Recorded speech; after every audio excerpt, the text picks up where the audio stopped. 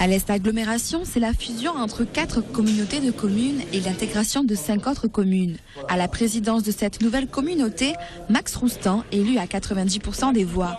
Son ambition, unir les forces de ce territoire qui passe de 16 à 50 communes pour développer un patrimoine commun. Dans la nouvelle à l'Est Agglomération d'aujourd'hui, les grands projets d'avenir, écoutez, c'est de maintenir l'industrie parce que c'est un pari aujourd'hui qui est difficile à tenir. Et ensuite, on va construire maintenant le tourisme puisqu'on est tous ensemble autour de la table des Cévennes.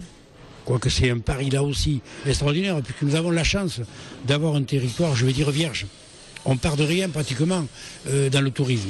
De quelque part, il nous appartient de le construire. Une fusion qui continue de diviser une partie de l'Assemblée. On se retrouve dans une agglomération qui va être sur un territoire essentiellement rural avec une population essentiellement urbaine. Donc nous allons avoir des défis à relever pour que tout le monde soit respecté, que toutes les communes soient écoutées et que tout le monde y trouve son intérêt. Voilà. Donc il est évident que la commune centre et les villes urbaines ont des charges de centralité à assumer. Il faut que les communes rurales soient aussi entendues parce qu'elles doivent assumer des charges de territorialité. Mais je pense que la mutualisation des moyens ne peut que venir en aide aux communes, en faveur des communes. Par ailleurs, nous étions des communes rurales et nous n'avions pas l'ingénierie nécessaire pour monter des dossiers, mais pas d'infrastructures. Même si cette fusion sera effective à partir du 1er janvier 2013, il va falloir harmoniser les avis, et ce, dès demain, afin d'établir un projet de territoire commun. La journée européenne de mobilisation contre l'austérité n'a pas beaucoup mobilisé en Languedoc-Roussillon.